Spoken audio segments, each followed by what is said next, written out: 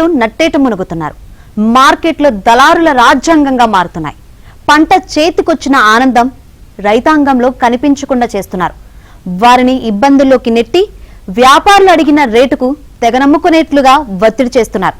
ఈ క్రమంలో పత్తి రైతుల పరిస్థితి మరీ దారుణంగా ఉంది.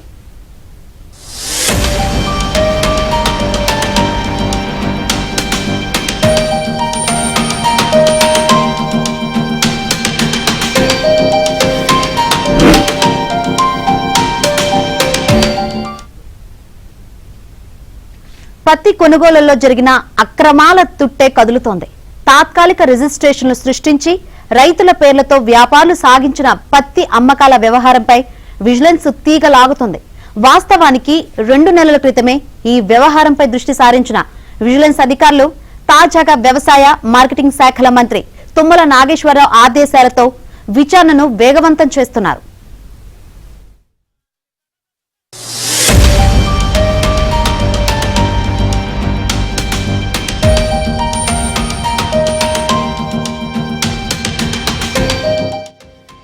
Cotton corporation of India CCI పత్తి కొనుగోలు కేంద్రాల్లో భారీ ఎత్తున అక్రమాలు వెలుగు చూస్తున్నాయి.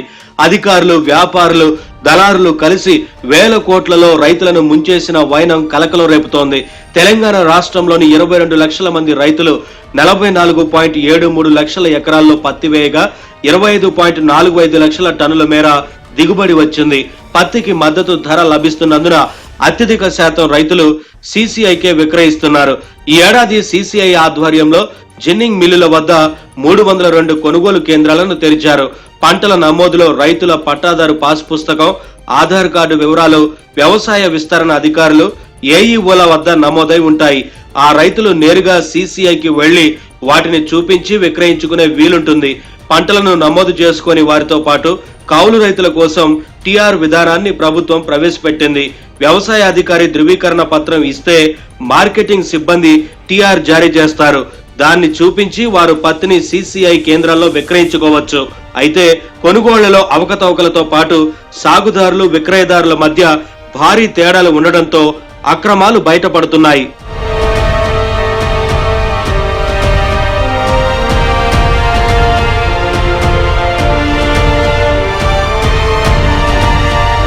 రాష్ట్రంలో ఇప్పటి వరకు సిసిఐ ద్వారా 21,19,99 టన్నుల పత్తి విక్రయాలు జరిగాయి.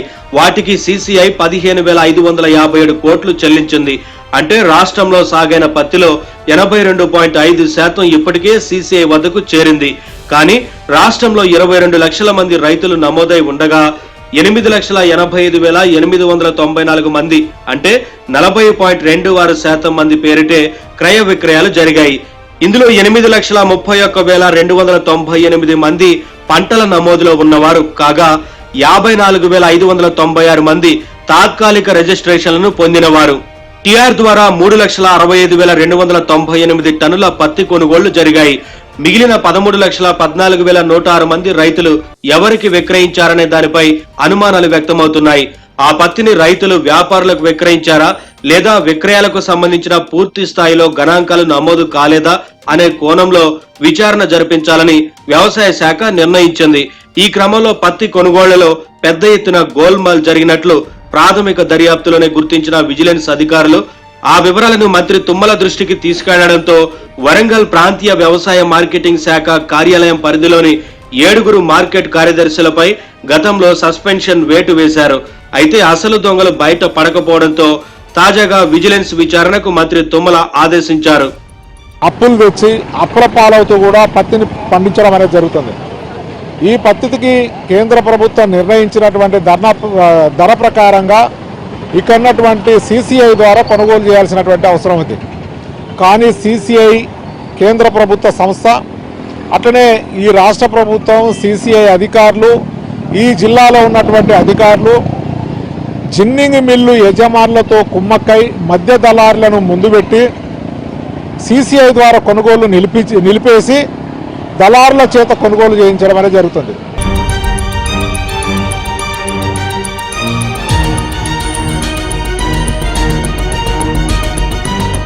వాస్తవానికి ఈ విషయంపై లోతైన విచారణ జరగలేదన్న విమర్శలు మొదట్లో వినిపించాయి. ఏదో తూతూ మంత్రంగా విచారణ చేసి కార్యదర్శులపై చర్యలు తీసుకొని తిమింగలాలను వదిలేశారన్న విమర్శలు ఉన్నాయి. వ్యవసాయ మార్కెటింగ్ శాఖ వరంగల్ ప్రాంతీయ కార్యాలయ పరిధిలోని ఉమ్మడి జిల్లాలైన ఆదిలాబాద్, వరంగల్, కరీంనగర్, ఖమ్మం, నల్గొండ పరిధిలోని మొత్తం 19 కొత్త జిల్లాలున్నాయి. ఈ జిల్లాల్లో 67 వ్యవసాయ మార్కెట్లు ఉండగా 232 జిన్నింగ్ మిల్లులు ఉన్నాయి.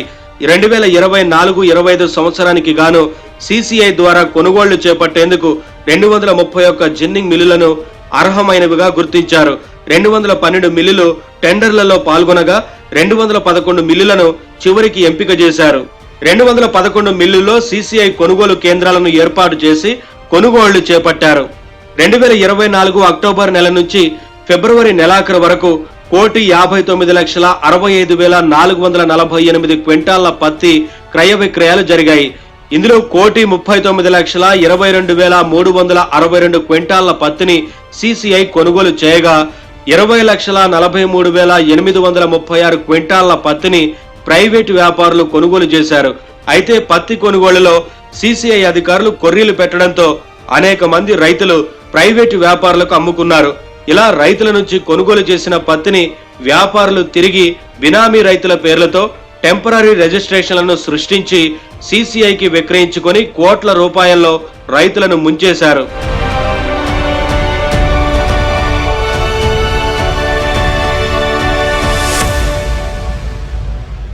అయితే పంట నమోదు చేసుకొని రైతులకు వ్యవసాయ విస్తరణ అధికారులు ఇచ్చే ధృవీకరణ పత్రం ఆధారంగా ఆయా మార్కెట్లలోని కార్యదర్శులు టెంపరరీ రిజిస్ట్రేషన్లు జారీ చేశారు. టిఆర్ల జారీలోనే భారీ మొత్తంలో డబ్బులు చేతులు మారాయి. మార్కెటింగ్ శాఖ అధికారులతో పాటు కాటన్ కార్పొరేషన్ ఆఫ్ ఇండియా అధికారులు కూడా వ్యాపారులతో కుమ్మక్కయ్యారు. నిజమైన రైతులు తెచ్చిన పత్తి పంటను సకాలంలో కొనుగోలు చేయకుండా జాప్యం చేశారు. పరోక్షంగా రైతులు విసుగు చెంది తక్కువ ధరకు వ్యాపారులకు అమ్మేలా సహకరించారు. అంతేకాదు తేమ పేరిట నిజమైన రైతుల పంటకు భారీగా కోత విధించారు. తేమ లేకున్నా కోత పెట్టడంతో రైతులు చాలా మంది వ్యాపారులకు అమ్ముకుని వెళ్లిపోయారు. ఇలా ఒక్కో రైతు వద్ద ప్రభుత్వ మద్దతు ధర కంటే క్వింటాలకు 1000 తక్కువ చెల్లించి వ్యాపారులు పత్తిని కొన్నారు. తిరిగి తప్పుడు ధ్రువపత్రాలతో అదే పత్తిని సిసిఐకి ఎక్కువ ధరకు అమ్ముకున్నారు. ఈ మొత్తం వ్యవహారంలో 100 కోట్లు చేతులు మారాయన్న ఆరోపణలున్నాయి. వారాల తరబడి నెలల తరబడి పత్తిని అమ్ముకోవడానికి మార్కెట్కు వస్తే గిట్టుబాటు ధర కల్పించకపోగా, మార్కెట్లో దళారులు పత్తి కొనకపోగా వాళ్ళందరికీ కూడాను రైతులకు ఇబ్బంది కలిగిస్తే గత్యంతరం లేని విధి లేని పరిస్థితులలో తక్కువ రేటుకు అమ్ముకుంటే ఇవాళ కార్పొరేట్ సంస్థలు, కాటన్ కార్పొరేట్ సంస్థలు కుమ్మక్కై ఇవాళ దళారులు తప్పుడు పత్రాలను సృష్టించేసి ఇవాళ కోట్లలో అమ్ముకొని లాభాలు పొందినటువంటి వాళ్ళు ఈ దళారులు విచ్చలవిడిగా రైతుల యొక్క శ్రమను పందికొక్కులాగా జుర్రుతూ వేల కోట్ల రూపాయలు సంపాదించుకొని విలాసమైనటువంటి జీవితాలు గడుపుతూ ఉన్నారు. పుట్టెడు అప్పులతోటి పత్తిని పండించేసి తెల్ల బంగారాన్ని పండించేసి 6 కాలం అప్పులు చేసి ఆ పంటను అమ్ముకోవడానికి మార్కెట్లు కల్పించకపోతే అదే రైతులు ఆ పురుగు మందులను తాగి చనిపోతున్నటువంటి పరిస్థితి కనబడతా ఉంది. అందుకే మేము అంటున్నాం, ఇవాళ ఒక క్వింటాల్ పైన ఇవాళ 1000 రూపాయలు ఒక రైతు పైన దోపిడీ చేశారు. మొత్తంగా చూస్తే కోట్ల రూపాయలను ఇవాళ మిల్లర్లు కానీ లేకపోతే కాటన్ కార్పొరేషన్ సంస్థ అధిపతులు కానీ ప్రభుత్వ యంత్రాంగం కానీ లేదా దళారులు కానీ వీళ్ళందరూ కూడాను కుమ్మక్కై ఇవాళ రైతుల యొక్క నడ్డి విరిశారు.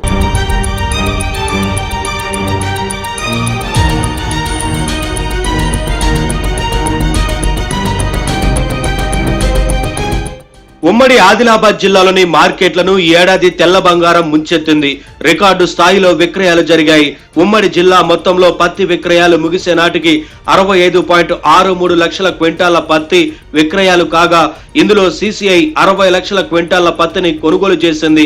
వ్యాపారులు కేవలం 5.60 లక్షల క్వింటాళ్ల పత్తిని కొనుగోలు చేశారు. జిల్లా మొత్తంలో రైతుల నుంచి 5,000 కోట్ల రూపాయల విలువైన పత్తిని సిసిఐ కొనుగోలు చేసింది. గతేడాదితో పోలిస్తే 15 లక్షల క్వింటాళ్ల పత్తి అధికంగా వచ్చింది. విక్రయాల్లో దళారుల జోక్యంతోనే సిసిఐ ఎక్కువ మొత్తం కొనుగోలు చేసినట్లుగా ఫిర్యాదులున్నాయి.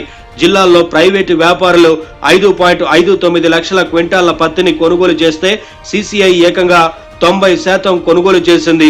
అధికారుల అంచనాలకు మించి పత్తి రావడం, కేంద్రాల్లో నిల్వలు భారీగా పేరుకుపోయి పలుమార్లు కొనుగోళ్లను నిలిపివేశారు. తేమ విషయంలో రైతులను ముప్పతిప్పలు పెట్టిన సీసీఐ తర్వాత ఇంత పెద్ద మొత్తంలో కొనుగోలు చేయడం, అందులోనూ టీఆర్ పత్రాలపై పెద్ద మొత్తంలో తీసుకోవడంతో అక్రమాలు జరిగినట్లు నిర్ధారణ అయింది.